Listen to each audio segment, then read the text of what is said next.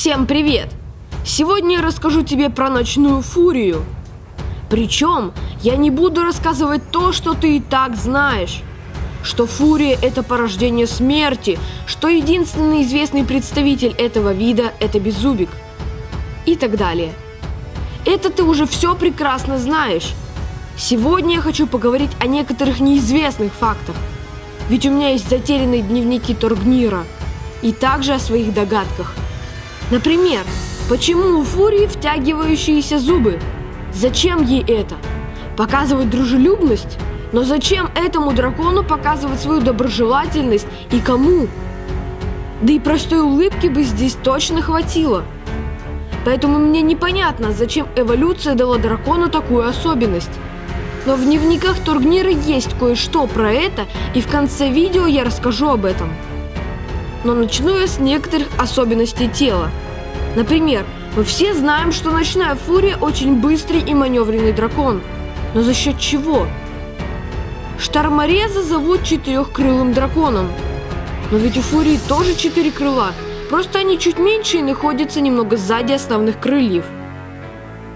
Но это, скорее всего, даже лучше, чем у штормореза. Ведь каждый вид крыла выполняет свою задачу.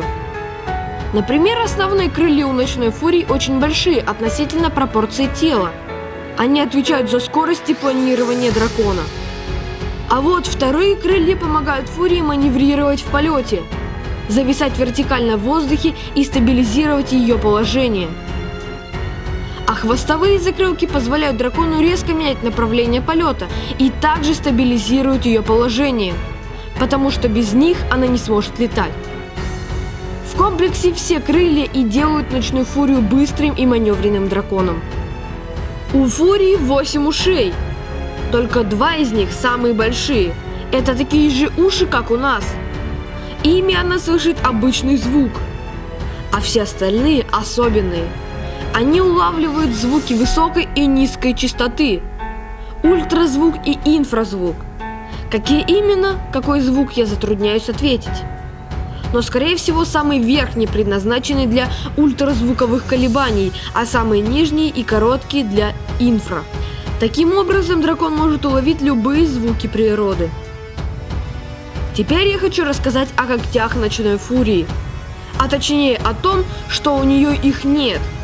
Нет, у нее, конечно, есть что-то на лапах, но это не когти. Я бы больше их назвал пальцами. Объясняю почему.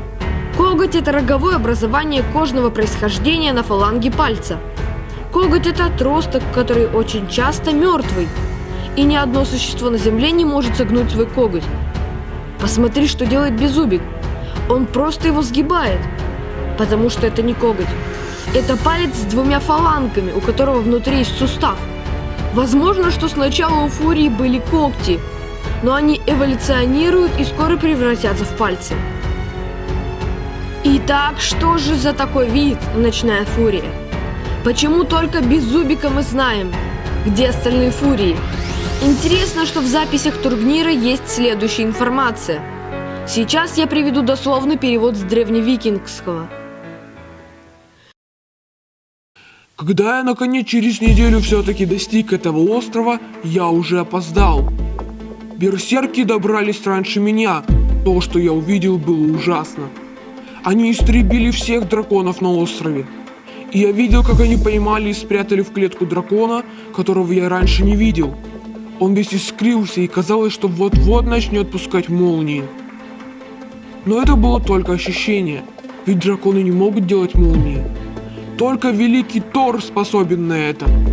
И когда я уезжал с острова, я заметил маленьких детенышей драконов. Их было 4.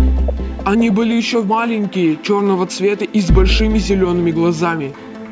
И да, у них совсем не было зубов. Что это за драконы такие? Им, наверное, сложно выживать в природе. Я их забрал с собой. К сожалению, я не смог их спасти. 3 дня спустя я попал в западню берсерков, и мне пришлось их отпустить. Я оставил их в лесу. Маленькие и беззащитные, они наверняка не смогли выжить. Я готов поспорить, что это были ночные фурии.